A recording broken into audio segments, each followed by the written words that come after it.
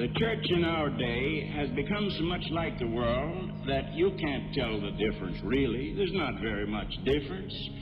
They do about everything everybody else does. This sounds like a shocking thing, but it's true.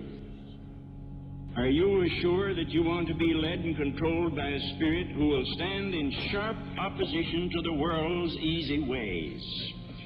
Are you sure that you can't get along all right the way you are? And you'll make it all right, that you don't want to be too religious. You'll make it all right. As long as you feel that way about it, you'll make it all right. But it'll be a mediocre, half-dead Christianity. Jesus wants to be Lord of your life, so that you no longer are in command of the little vessel in which you sail. You want to be filled with the Spirit bad enough that you can stand against the easy ways of the world and live the life of a Christian, the hard life of a Christian. The Lord's people want Jesus to do all the dying. They don't want to know what the cross means. Now, my friends, I'm through. Now, what are we going to do about it?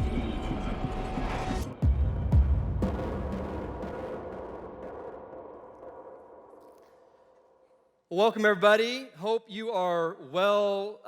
Labor Day weekend.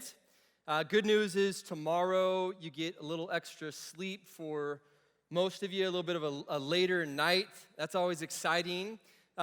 This has nothing to do with anything important. I'm just actually curious. How many of you you've gone on an adventure and you've gone to find a Popeye's chicken sandwich so far, and you've actually tasted it? Like, raise your hand, make some noise. I want to hear if you're here. Okay, all campuses want to know that too. I'm jealous a little bit. I haven't tried it yet, but I'm eager to do so. And I think they're sold out, but I'm not sure yet. So perhaps maybe a late night adventure for you, something to do this evening is run to Popeye's and get yourself a chicken sandwich. All right. So we are finishing up this series called Rebel, where we've been exploring the idea that Jesus lived such a countercultural life, that he was this serious societal rebel. And we explored all of the ways over the past couple of weeks that he did that in our world relate to us. And tonight, as we conclude this conversation for us, as I was thinking through this and mapping out what I was going to talk through, it began to be evidently very convicting for me because a story popped in my mind that I actually didn't want to share with you, and it was like, all right, I've got to share it. And the reason why I didn't want to share it with you is because it doesn't really paint a great picture of me. So this summer, I was coaching my son's 5th and 6th grade basketball team. It's like basic, introductory level basketball team. And it's so basic that you can't guard until the team reaches half court. You can't steal the ball at all, and they don't keep score. It's like, what's the point? So we're playing this game, and we still keep score. They just don't keep it on the board. So we're coaching the team, and we're like a couple of minutes into the game, and I realize that there's, on the opposing team side, there's a mom that's sort of like the self-appointed announcer for the team. That's like the mom that is communicating to everybody, and everybody can hear it, like what should and should not be on this basketball court. And so mom starts to yell at her own team. She's like, D up, D up. Starts talking to, and it's an all-girls team against my son's all-boys team. So she's like, D up, set the pick, set the pick. So, and the girls have no idea what they're doing out there, and nor do the boys. And so there's a little bit of pandemonium and chaos. It's like 40 minutes of like a jump shooting is all there is. And so through the course of the next few minutes, it transfers from communication to her team and about her team to now it's about my team. So now she's got an opinion about the way that my boys' team is guarding her team, and she might be right. I don't know. She's calling some rules that evidently she's got like a rule book. So it gets to the point where now she's been yelling at her team, she's yelling at my team, and then she starts yelling at the referees. And so I get to this point, maybe you've been there before, I get to this point when I've just kind of had it. You know, like this switch flips in your mind, you're like, I'm going to say something now, and I'm done.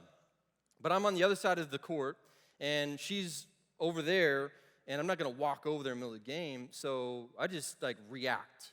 So real quickly, I raised my hand, and I kind of signal for her to stop, and I was like, that's enough. And as you can imagine, that doesn't help. When you say that, that actually fuels the fire, and it did. So she looks over to another mom sitting next to her, kind of like her counterpart. She's like, did that coach just yell at us? Did that coach say something to us? And we're not that far away from one another, and so I can hear her. I was like, yes, I did. That's enough. Don't say anything else. Don't talk to the ref. In the middle of the game, kids are going back and forth playing basketball. So she becomes irritated and continues to talk and continues to narrate the game as she wants to, and I continue to stay on this side of the court just angry the whole time, frustrated the whole time. And then the game is over, and I decide, all right, I'm not going to let it stay just like that, and so I'm going to go over and kind of smooth things over with Mom. So as I'm walking over, Mom sees me walking over. She says, don't come over here. Don't come talk to me. I was like, ugh, what? She's like, you just go back over on that side, coach. God bless. You head over that side. I was like, God bless. I'll come over and talk to you if I want to. So I start lipping off, and then she starts lipping off, and we start going back and forth. It's like, I'm actually going to come and tell you something. For one, I didn't mean for this to come across as rude, but you're not allowed to talk to referees like that. She's like, I talk however I want. So we go back and forth, and then there's a point when she was seated at first, and then she kind of stands up and does a little bow thing. I was like, oh, goodness. And then her dad's with her, too, and her dad stands up, and he kind of does one of these things. He's got, tinted glasses on inside, and he's like, hey. Am I going to get in a fight with a mom and her dad? And there's, a full team of basketball minions here, 5th and 6th grade boys and girls watching the coach, get into this verbal altercation, and, I'm not trying to be rude, but I'm just not backing down either. I'm challenging, and she's challenging. We're going back and forth. And so I was like, there's only one way to end this. So, and she was wearing a basketball jersey. And so I was like, all right, on the court, you and me, one-on-one. We'll solve this the old-fashioned way, okay? So I took her on the court. I played her one-on-one, and I demolished her, one-on-one. No. What are you clapping for? Of course I didn't do that. What kind of monster do you think I am? No. I was like, I don't know what to do in this moment, so I turned around and walked away. I left the situation. I was like, well, then, okay, and I left, and I walked. Yeah, I guess clap for that, maybe? All right. So here's the problem with my narrative. Here's the issue that I began to face, and what was truly, deeply embarrassing for me is that what I was really, if you kind of get into my psyche at the point when I tell her that's enough, get attitudinal, was that there's this point inside of me when I needed her to know that I've got some authority. I needed her to know that I have a little control. I've got some clout. I've got some power. I've got some positional authority, and I have the right to stop her from doing what she's doing.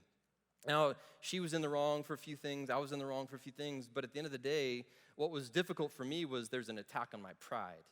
I just wasn't okay with that because I needed her to know that I have control. And perhaps you've been there before. Perhaps you've been in a situation where you felt like you needed that other person to know that you have control, that you've got status, that you've got influence over them. If you've got a sibling, you know exactly what I'm talking about. If you have a brother or a sister, you've been there before where you're butting heads, you're going back and forth with the sibling. Maybe you have a friend, and this is kind of how it starts. Usually there's sort of a friendly, competitive nature that exists, in all things, whether it's sports or looks or whatever. You just start to compete with them. And then it switches from being a healthy competition to you hoping that they never succeed because you want to be better than them in everything. Maybe that friend's in the room with you right now, but maybe you've been there before. Or perhaps you've been in a discussion with your parents, and it's a power struggle. And they think they're right, and you think you're right, and you just go back and forth, and it's this battle of the wills, and it's this big argument. And really what it is this idea that we want control and we want the power. Let me go a little bit further beneath the surface on this one. This one would be kind of like an intellectual status. Sometimes it's not enough that we know things. It's that we want other people to know that we know more than them. You ever been there? You want others to know that you've got a better grade point average, you've got more scholarships, that you're more learned. You want someone else to know that you know more than them. Or maybe it's in the realm of appearance, that it's not enough just to look good. You want everyone else to know that you look better than them.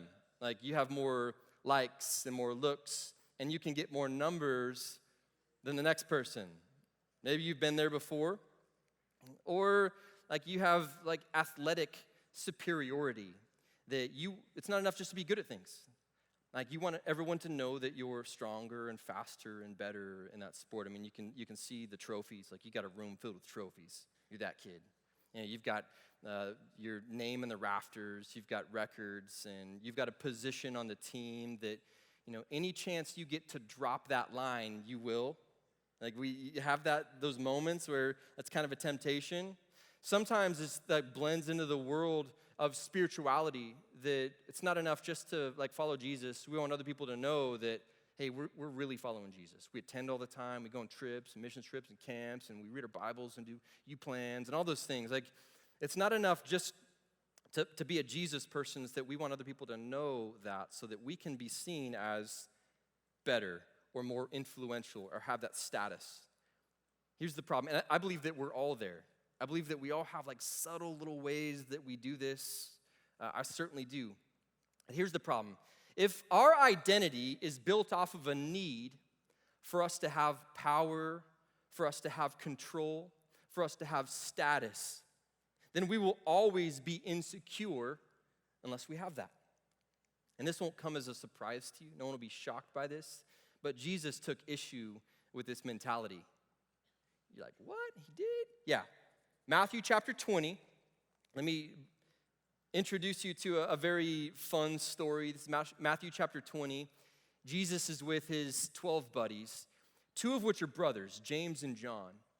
And their mom comes and asks Jesus a question. So they're all hanging out. Mom comes in and she says, Jesus, can my 2 precious baby boys have a seat at your left and your right hand in the kingdom? Which is another way of asking for her sons to have spiritual authority with Jesus, to have some type of clout with Jesus. So it'd be like if you're on a team and your mom shows up to practice, cruises out to the middle of the field or the court or wherever, and she's like, hey, coach, can my son or can my daughter be team captain? You'd be humiliated if that was the case. That wouldn't be okay. And everybody else would be like, what just happened? If your mom did that. That'd be like your mom walking into the classroom and can my son or daughter be teacher's pet? I don't know if that role exists, but that'd be what it would be like. And you can imagine everyone else going, what? Who would ask such a thing?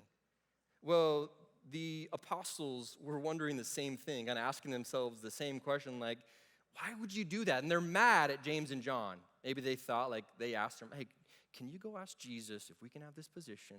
I don't know how this all came to be, but nonetheless, they're angry. They're angry at the other guys at the 10, or the 10 are angry at these 2. And so Jesus huddles them together, kind of brings them together. He's like, all right. We're gonna set the record straight on how we're supposed to live, starting with verse 25. He says, you know that the rulers of the Gentiles lord it over them, and their high officials exercise authority over them. The Gentiles are the non-Jews. He's saying, if you're just to pay attention and look around at our world today, everyone seems to be looking for more clout. Everyone's looking for more status and more power and more authority and more control. Everyone's trying to do that. They're trying to climb ladders and become more popular in certain ways. But he says this, and I want you to focus in on this. This is the part of verse 26. It's very important for those of us who consider ourselves Christ followers. He says, but not so with you. Everyone else is doing this, But not so with you. It's like he's rebelling against an idea and saying, if you're a Christ follower, if you're going to be a Jesus person, this isn't how we live. He says, instead, this is a new route, a new direction. Whoever wants to become great among you must be your servant, and whoever wants to be first must be your slave. And so there had to be a moment where these guys are sitting back thinking, well, if we're going to be a part of Team Jesus, and he's the Messiah, he's like God in the flesh, certainly there'll be some perks, there'll be some benefits that come along with following after Jesus. It's a reasonable thing to think. But this would be a flip of the mindset. This would be like a total upside down way of thinking. Like, that's not the way it is. Jesus corrects their line of thinking. And he says, just as the Son of Man did not come to be served, even though he's worthy of that, Jesus, even though he's entitled to that, and to give his life as a ransom for many. This had to be a paradoxical idea. You know, in the ancient world, it would have been kind of similar to today. The way that you know you have power then had to do with the volume of followers underneath you. It's kind of how it exists sometimes in our world, social media or otherwise. The volume of people that are beneath you, the more influence you have. I came across this quote. I thought it was real fitting with what we're talking about tonight. It says, most of the trouble in this world is caused by people wanting to be important. Isn't that true? You know, Jesus then kind of reversed this mentality. He goes a different direction with it, and he demonstrates that it's not about that. It's not about status, it's about serving. And not just serving in a way that's like you have a position of serving in the church. There's a bunch of you that serve at our church, in our kids ministry or in our junior high ministry or somewhere around here, and you serve, or you serve somewhere in some capacity, or you go on a missions trip. It's actually deeper than that. It's deeper than just fulfilling an opportunity to serve at times. Philippians chapter 2, I'm going to take you there. It's a passage that most of us are very familiar with.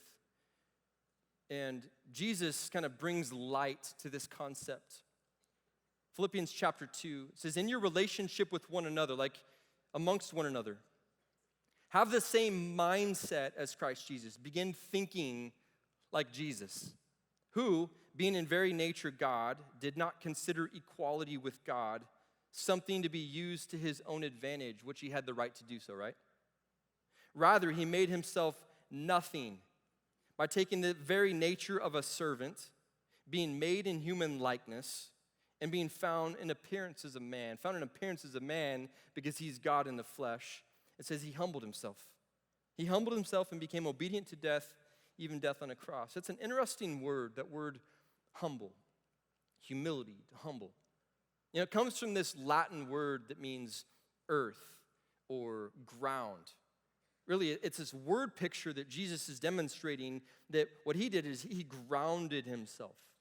In a time when everybody else wanted to rise and to be elevated and to be more important, Jesus said, no. For Christ followers, we're grounded.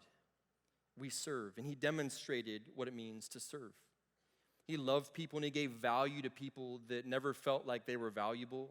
He washed feet and he sacrificed in the most deep and personal ways possible. So what does that mean then? What does it mean then to serve for us? It's actually a mentality shift that we have. It's a mentality shift that we don't chase status, we chase servanthood. For those of us in the room that claim Jesus, like we're following Jesus' footsteps, we don't chase status, we don't chase power, we don't chase influence, we chase servanthood. And why does this matter? This matters because if our identity is built off of this idea that we have to have status over someone else, we have to have power and control and influence over someone else, we will always be insecure unless we have that. So what about you? What about you? You ever find yourself looking for ways to exercise power or status or control over others? Go back to verse 26. Not so with you, not so with me. We don't chase status, we chase servanthood. Let me give you a couple practical ideas to kind of get your mind working before we get into groups. First, use whatever influence you have to make the lives of others better. Let me just clarify a few things. The problem is not influence. Like if you have influence, if you are popular, if you have status, that's not the problem. The problem becomes when we live such lives that all we do is aim at that. Like that's what we're trying to accomplish in this world, is just achieve that. That becomes the problem. Now, if you have that, if God's given that to you, whatever is taking place in your life has afforded you the opportunity to have some of that influence. The goal then is to use that to make other people's lives better. That's what we should be doing. So when we post online, think about posting about other people more. When we brag, let's brag about others. When you see an opportunity to make someone's day, make someone's day.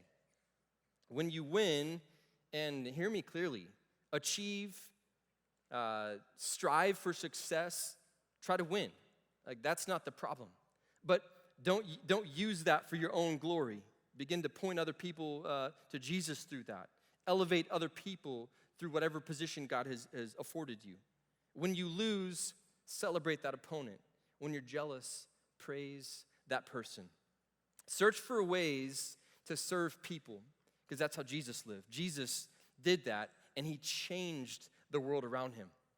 Jesus was rebelling against this idea that we have to have control in this world over other people. Jesus was a rebel. His rebellion actually started a revolution that still exists today, and we get to be a part of that. We get to choose to live differently in our schools, in our neighborhoods, in this world. We get to live differently based off of the way that we saw Jesus live. And so now, the way that we love people, the way that we serve people is an extension of his rebellion, and we can continue to live like that. Let's search for ways, students, to live counterculturally and continue to turn this city upside down with the type of love that Jesus demonstrated. Remember this, Christ followers, we don't chase status, we chase servanthood. Let me pray for us. Jesus, thank you so much for your word. Thank you for your example, and we certainly want to live that out. We want to love people, and we want to live differently. And whether they're a year out of high school or they're 3 years before high school's out, or however long it is, that they would make a mark on their years while they're there.